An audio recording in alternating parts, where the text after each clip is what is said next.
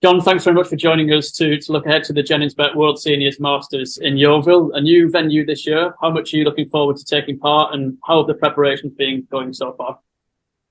Well, I'm really looking forward to it. Yeah. I look forward to every event I get to play. I know sometimes the results don't look like I enjoyed it or look forward to it much, but I'm always optimistic, and I know I got it in there somewhere. And you asked about preparations. Well, I had some positive signs in the CDC weekend. It was just a big ruling a couple of weeks ago in Indianapolis. Yeah, I'm still like kind of trying to get the chemistry right. I backed off of practicing at the end of last year, more into just playing, so I feel fresh and the arm feels good.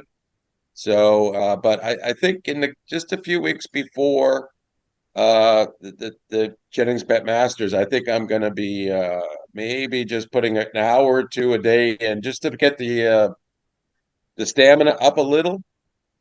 Yeah, at this stage of your career, is the key as much about enjoyment, or have you still got that competitive urge to win as much as ever? I'd love to win some money and win. Yeah, of course, I want to win. I don't like losing, and I've got in particular, I've got a bit of a history with Kevin Painter that's positive in my direction. So I don't want to lose that. I'd like to still be able to, have the smile at the end of the match, and because Kevin gives lots of great reactions, right? So I love getting them out of him. Yeah, it's certainly a fixture that'll bring back memories for a lot of people. What are your particular memories and matches against Kevin? I guess the two World Championship semi-finals stand out in particular. Well, yeah, it's funny that we did meet twice in the semis, and of course, the first time around was 2003 before I beat Phil, so it was pretty significant for me in the end that I actually did win. And for Kevin, he backed it up by the following year coming back and just losing that final leg decider with Phil in the final. So I guess there was no flukes about either of us there. And obviously, it was kind of strange to get him back. He wanted to get revenge in 2008 in the semi, and I was able to fight him off there. It's always tough though because he's gritty, and he digs in, and if anything, you can't guarantee anything in sport, really. So I just try hard too, and I can be gritty on the inside if it doesn't show on the outside. I guess with the whole sneer thing, I guess it shows sometimes, but um, I don't know that I've had that going lately. I'm gonna try. You mentioned that you seem to have had Kevin's number down the years. What's the key to beating Kevin in your opinion? Well, I think I just let myself feed off of his frustration, which he'll show. That makes me feel more positive that, okay, if he's feeling, this is why you don't want to give away too much negativity in any given match, any given time, or if you do it while you're behind the opponent, in a way that they don't really catch on to it. But um, it's hard not to be frustrated. We're old guys now, I mean, because you're not quite firing on all the cylinders you used to have, and uh, my biggest mistake, the very first event we had, last year's in Perfleet, the first World Championship seniors. I look back at it after I played, and I was shaking my head from almost the first start. And I couldn't believe what I was seeing and how I behaved, and it did make it hard. I made myself tenser, and I obviously at the time, I guess it was John Walton. He kind of maybe fed off it a bit that I was looking like I was struggling, but it really was. It is a sort of a thing where you can't. You don't want to feed your opponent any confidence. Yeah, and you've played in a few of these seniors events now over the last year or so. What's the atmosphere like when you walk in the practice room? Is there still those sort of old school mind games going on amongst the old characters? It's pretty friendly. And but the problem with friendly is a bit of a tactic too. It just sort of takes you off your edge, and but I think it's a genuine friendly, but it's still a bit of a pitfall. You can kind of get too sort of homey, and you're not there to kill, and competitively it can be a danger. So yeah, it's a little strange. I haven't experienced any of the trash talk too much, and anything I've heard or seen, it's been a lot more jokey than serious. Okay, thanks very much for your time, John. I'll pass over to Josh. No problem, Jay. Thank you. Um, John, these opportunities don't come round too often these days. You only have a few opportunities to be on the TV stage. How much for you is it about going on there and enjoying the occasion? Because these are still big occasions. Yeah, I guess I love it. That's basically a pro dart player. You play on TV, and I guess my main motivation is because I love it, and the main thing to help me win is the desire that if I win, I'll get to do it again.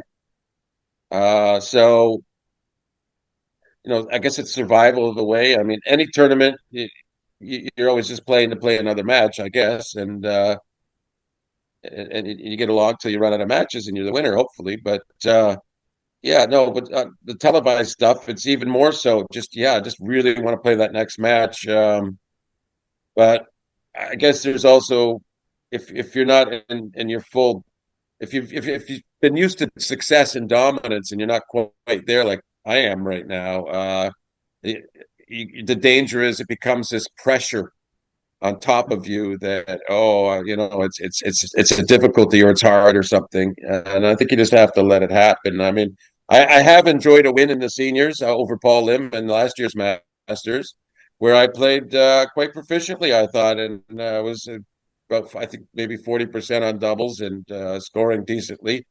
Obviously, set format sort of agrees with me, so I feel fairly positive about this coming up. Hmm.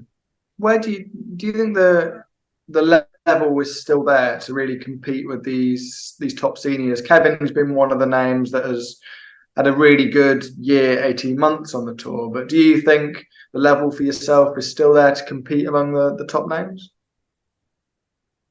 I I think I've got the internal doubling clock, finishing clock. What I'll refer back to is last month's CDC CrossBorder Challenge, where I lost Alex Spellman, and and it also is a great example of what I've been lacking, and what I have to get up to is with the scoring was not very good, but I never got broken. I had more chances to break him than he had me, but I did miss doubles on those. But I held and I made some good shots to hold. And I ended up losing 4-3 to I guess one of America's very top players right now. So can I compete?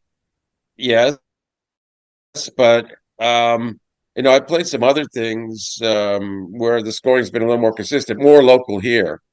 I guess maybe it's tension. I don't know what it is exactly, but it is in there, and I think it can come out for periods. I mean, I can throw 12 dart legs and this and that. It just will it happen?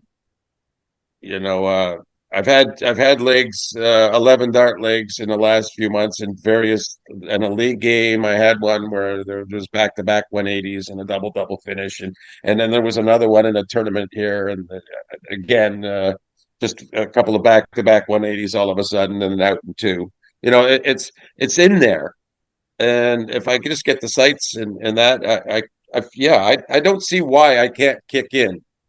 I really don't. It is in there, and it's just a matter of producing it on a more regular basis and a timely basis.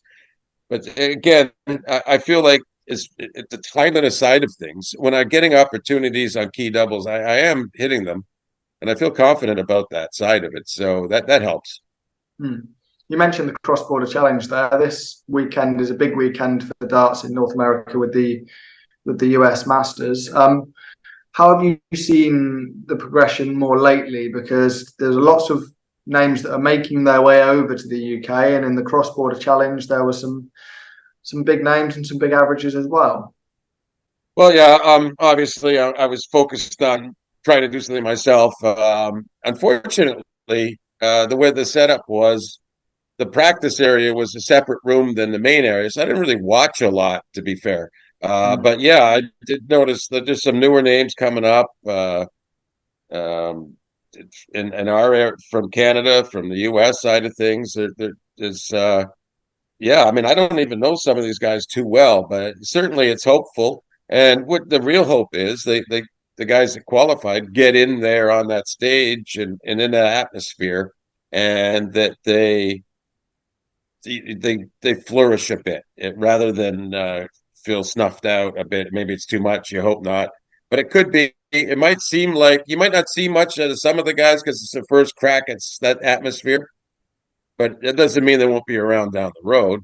I just don't know what to expect. It's hard to read when newer players get up on the stage how they're going to feel about it. Although in this day and age, I guess we get to see so much of it secondhand, whether it's streaming from the actual tour behind closed doors or streaming from the Euro Tour or whatever. I think a lot of players are very familiar with the atmosphere they're going to experience now, and it's not so much of a shock to the system. All right, perfect. Cheers for your time, John. You're welcome. Hi, John. Your compatriot David Cameron won the Masters last year. What do you reckon are the chances that we could have another Canadian winner this time around? Well, so that would be him or me, would it? I guess. Yeah, well, why not? I think with him repeating, I think he's got the game. He definitely does. I think the one thing that's maybe affected him over the last year is since his win is he's got the expectational pressure he never really had to deal with. The rest of the world looking on and saying, "Hey, you're really good. You're supposed to do good," and that can be hard when you're not used to that. And he kind of went under the radar for so long, even though he made a lot of appearances in WDF World Championships and such. He never really got deep. And now that he's a champion, more is expected. So I think it's been an adjustment period for him. Just like it's been in a different way, an adjustment period for me, in a sense of just trying to get my game to happen when I want it to happen. But yeah, I think I'm capable. I always said if I get one win, I feel like I can get a bunch of wins, and that didn't really occur last year. I beat Paul, and I had to play Phil the same session, and the doubling vaporized, even though I was still kind of had the edge on the scoring on him. And I think it was 1 for 16 on doubles or something. You're not going to win doing that. But in any case, I generally speaking feel like the deeper I get, the more of a threat I am for a title. And not because I'm closer, because I generally play better, I think. You mentioned your experience playing at the CrossBorder Challenge. Do you think playing that is going to help you coming into this tournament? Well, it was a rowdy old crowd we had there, and it was all about the whole Canada and USA thing. So some felt they were too rowdy. I don't know. I didn't mind it. I've been on the wrong end of crowds before. Refer to 2008 World Championship final when the Cinderella kid, they wanted him and Kirk Shepard to win, right? So he got a lot of support, and I got a lot of silliness. But it doesn't bother me in a sense of when I expect it, and certainly these days I don't know what to expect. I got a bit of a heckling there the last World Championship, the senior one there, and I kind of got distracted by it. And the only thing that really threw me off was that I wasn't throwing the darts to really answer it. That was getting frustrated in my own game, really. But yeah, if you start listening, anything could bother you. But I think in terms of the atmosphere, I like it. If there's energy there, I really do. And one way or the other, for me, against me, it's better than quiet. And finally, from me, what are your views on the venue changing from Lakeside to Westlands and Yeovil this year? Well, it's a new venue for me. It looks like it's in a very nice part of the world, and I bet I'm guessing it's going to be a nice feel, and it's I think it's in a place where a lot of darts fans that maybe don't get to some events can get to it a little easier from the west there, and so I expect it to be a really good event and same sort of good crowds. I don't see why it shouldn't be. I'm looking forward to seeing it. I was pretty happy last year playing at a first time venue in Hull. It didn't work out for me, and the match play won. And I guess later this year it will be in York. But again, to me, it's fun to go to new places and lay some new ground. Listen, one of my feathers in my cap is the World Championships in 3 different venues, right? So keep sending me different places.